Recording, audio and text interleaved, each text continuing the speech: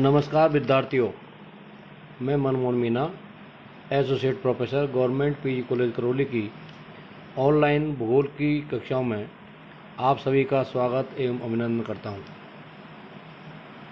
आशा है कि आप सभी स्वस्थ होंगे, सुरक्षित होंगे। आप अपने घर में रहें, जब तक आवश्यक कार्य ना हो घरों से बाहर ना निकलें, भीड़ भाड़ वाली जगहों पर ना जाएं।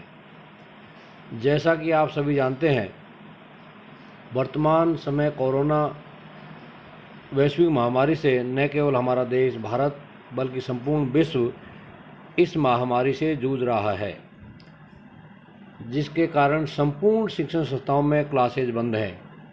ऐसे समय में राज्य सरकार की गाइडलाइन एवं कॉलेज शिक्षा निदेशालय की पहल पर छात्र छात्राओं की पढ़ाई का नुकसान ना हो, इसके लिए आप सभी तक PDF के माध्यम से संबंधित विषय के नोट्स उपलब्ध कराए जा रहे हैं तथा वीडियो क्लासेज के माध्यम से पाठ्यक्रम को पढ़ाया जा रहा है। कोटा विश्वविद्यालय कोटा की BA पार्ट सेकंड भूगोल में प्रथम पेपर मानव एवं आर्थिक भूगोल के नाम से पढ़ाया जाएगा तथा सेकंड पेपर राजस्थान भूगोल के नाम से पढ़ाया जा रहा है। PDF के माध्यम से आपको सिलेबस उपलब्ध करा दिया गया है। सिलेबस पुनः उपलब्ध करा दिया जाएगा।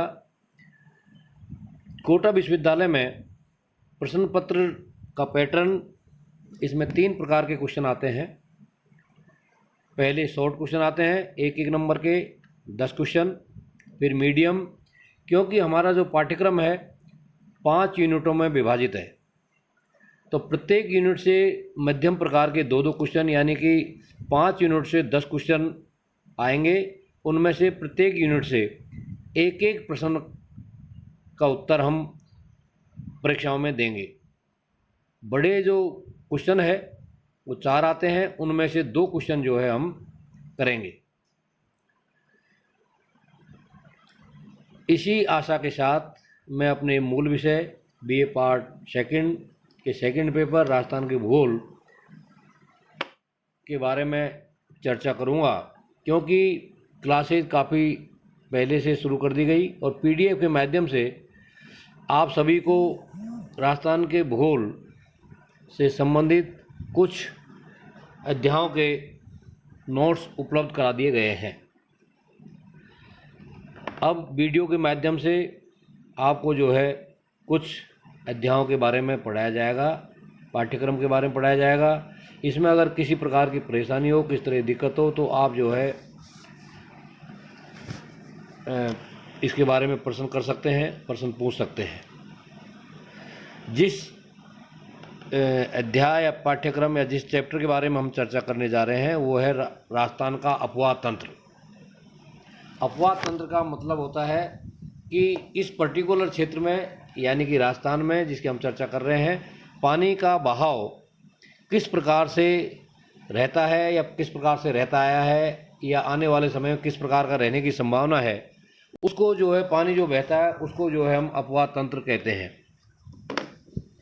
राजस्थान के अपवाह तंत्र को अगर हम सूक्ष्म दृष्टि से देखें या उसका अध्ययन करें तो हम पाएंगे कि राजस्थान का अपवाह तंत्र को हम 3 भागों में विभाजित कर सकते हैं।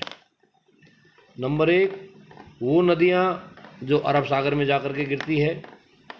नंबर 2, वो नदियाँ जो अंतर प्रवाही नदियाँ हैं जिनका पानी रेत के टीलों में, रेगिस्तानी भागों में विलीन हो जाता है, कहीं पर भी जो है महासागरों तक नहीं पहुंच पाता है। तीसरी प्रकार की वो नदियाँ या वो अपवाह तंत्र जो बंगाली खाड़ी तक नदियों के माध्यम से पानी पहुंचता है। तो अरब सागर का राजस्थान में जो अरब सागरी जो अपवाह तंत्र है वो 17% है। अंतर प्रवाही जो अपवाह तंत्र है वो 60% है। बंगाली खाड़ी तक जो पानी पहुंचता है राजस्थान का अपवाह तंत्र का, वो 23% जो है पानी बंगाली खाड़ी तक पहुंचता है। राजस्थान में जैसा कि बताया कि राजस्थान में अंतः प्रवाह प्रणाली सर्वाधिक पाई जाती है। लगभग राजस्थान के 60% क्षेत्र में अंतः प्रवाह प्रणाली पाई जाती है। इसका जो मुख्य कारण है, क्योंकि इस पश्चिमी रेतीले भाग में जो मरुस्थल का जो विस्तार है उसकी वजह से रेतीले टीलों में बड़े बड़े जो टीले हैं वहाँ पर जो वर्षा का जल आगे नहीं बढ़ पाता है और उन्हीं टीलों में जो है विलीन हो जाता है। अगर राजस्थान के अपवाह तंत्र को हम देखते हैं तो हम पाते हैं कि जो यहाँ का जो अपवाद तंत्र है, जिसके लिए जो उत्तरदायी जो कारक है, उनमें जो मेन जो कारक है वो है अरावली, तथा दूसरा है रेगिस्तानी भाग के रेतीले टीले जो उस पानी को आगे नहीं बढ़ने देते हैं। अरावली राजस्थान की जल विभाज्य रेखा का कार्य करती है, क्योंकि इसके एक और बंगाली खाड़ी तथा दूसरी ओर अरब सागर में जाने वाली नदियां इस यहाँ के जल को अलग अलग भागों में विभाजित करती है। राजस्थान में जल सतही जल और भूमिगत जल के रूप में हम देख सकते हैं। तो सबसे पहले जो अरब सागर में जो बहने वाली नदियां हैं, अरब सागर तक जो जल पहुंचता है, जो अपवाद तंत्र अरब सागर तक पानी को लेके जाता है, इसमें जो मुख्य नदियां हैं वो 4 नदी के बारे में हम चर्चा करेंगे। जो पहली जो सबसे बड़ी नदी है पश्चिम राजस्थान की, जो कि पश्चिम राजस्थान के विभिन्न जिलों से होकर गुजरती है, और पश्चिम राजस्थान की एक तरह से हम जीवन रेखा कह सकते हैं इसको, क्योंकि इसके आसपास ही जनसंख्या ज़्यादा मिलती है। नहीं, पश्चिम राजस्थान में जनसंख्या का घनत्व तो बहुत कम पाया जाता है, क्योंकि इस पानी की वजह से वहाँ पर कुछ जनसंख्या पाई जाती है। मुख्य नदियों में है लूनी नदी है, माही नदी है, पश्चिमी बनास नदी और साबरमती। ये 4 नदियाँ जो है अरब सागर तक पानी को लेकर के जाती है।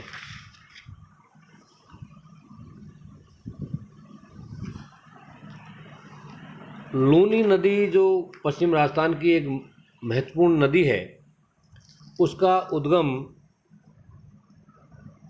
उद्गम अजमेर ज़िले की नाग पहाड़ियों से होता है, तथा यह राजस्थान के विभिन्न जिलों से गुजरती हुई कच्छ के रन से होती हुई अरब सागर में जाकर के गिरती है। लूनी नदी की लंबाई लगभग 495 किलोमीटर है, जो लगभग 350 किलोमीटर राजस्थान में दक्षिण पश्चिम की ओर बहती हुई अरब सागर में जाती है। लूनी नदी का अपवाद क्षेत्र राजस्थान के अजमेर, पाली, नागौर, बाड़मेर, जालोर, जोधपुर जिलों से होता हुआ गुजरात में प्रवेश कर जाता है। गुजरात के विभिन्न जिलों से होता हुआ कच्छ और अरब सागर में चला जाता है। इसकी जो सहायक नदियां हैं लूनी नदी की, सूकड़ी, बांडी, खारी, जोजरी, जवाई, सागी, मीठड़ी, लीलड़ी, गुहिया, ये विभिन्न नदियां जो छोटी छोटी वर्षाकालिक नदियां हैं, हम इनको मौसमी नदी भी कह सकते हैं। वर्षा काल में अपना जल लेकर के लूनी नदी में आकर मिलती है, और लूनी नदी की जो जलधारा है उसे बढ़ाती है, उसमें पानी को ज़्यादा बढ़ाते हुए लूनी नदी को अरब सागर तक पहुंचने में मदद करती है।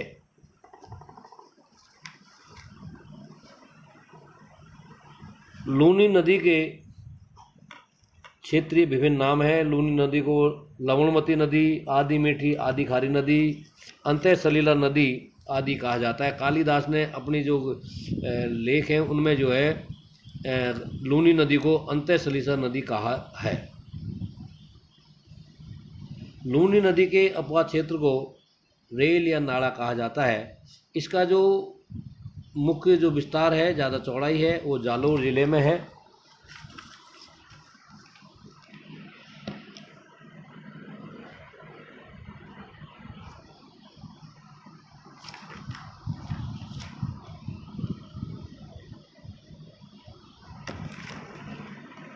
इसकी अन्य सहायक नदियों में जोजड़ी, जो लूनी नदी के बाईं ओर से आकर मिलने वाली एकमात्र नदी है, इसका उद्गम अरावली पहाड़ियों से नहीं होता है। अन्य सभी नदियां जो है अरावली की पहाड़ियों से निकलती हुई लूनी नदी में मिलती है। लूनी नदी का पानी बालोतरा, बाड़मेर तक मीठा रहता है, और उसके बाद में इसका पानी जो है जैसे जैसे नदी आगे बढ़ती है खारा होता चला जाता है। राजस्थान के कुल अपवाद क्षेत्र में लूनी नदी का योगदान 10.40% है। लूनी नदी पर हालांकि पानी कम है, लेकिन फिर भी जो है क्षेत्रीय आवश्यकता के अनुसार इस पर कई छोटे छोटे बांध बना रखे हैं। उन बांधों में जसवंत सागर बांध जोधपुर में लूनी नदी पर, हेमावास बांध पाली में बांडी नदी पर, जवाई बांध पाली ज़िले में जवाई नदी पर, बाकली बांध जालोर ज़िले में सूकड़ी नदी पर बनाए गए हैं, जिससे स्थानीय लोगों की जलापूर्ति या पेयजल व्यवस्था की पूर्ति होती है। जवाई बांध पाली जिले में स्थित है, जो पश्चिम राजस्थान की सबसे बड़ी पेयजल योजना है। इस कारण इसे मारवाड़ का अमृत सरोवर कहा जाता है। जवाई बांध में पानी की कमी होने पर जलापूर्ति सेई जल सुरंग से की जाती है।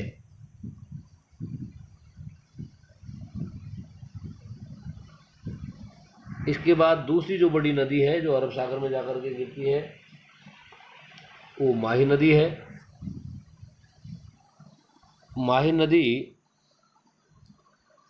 विंध्याचल की पर्वतमाला एमपी से निकलकर खंबात की खाड़ी गुजरात अरब सागर में जाकर के मिलती है। इसकी लंबाई 576 किलोमीटर है, जो राजस्थान में लगभग 171 किलोमीटर बहती है। इसका जो मुख्य अपवाह क्षेत्र है राजस्थान में बांसवाड़ा और डूंगरपुर जिलों में है। इसकी सहायक नदियों में एराव, अन्नास, चाप, मोरैन, सोम और जाखम, ये जो नदियां हैं इसकी सहायक नदियां हैं, जो इसमें ला करके अपना पानी जो है इस नदी में डालती है। और उसके बाद में ये जो पानी है बहता हुआ खंबात की खाड़ी गुजरात अरब सागर में जाकर के मिल जाता है। माही को कई नामों से जाना जाता है।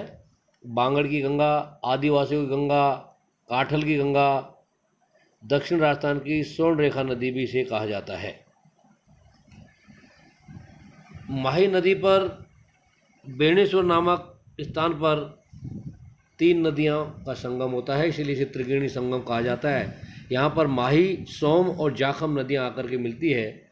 महापूर्णिमा को यहाँ मेले का आयोजन होता है, जिसे आदिवासियों का कुंभ मेला कहा जाता है। इस मेले में सर्वाधिक आने वाली जनजाति भील जनजाति है।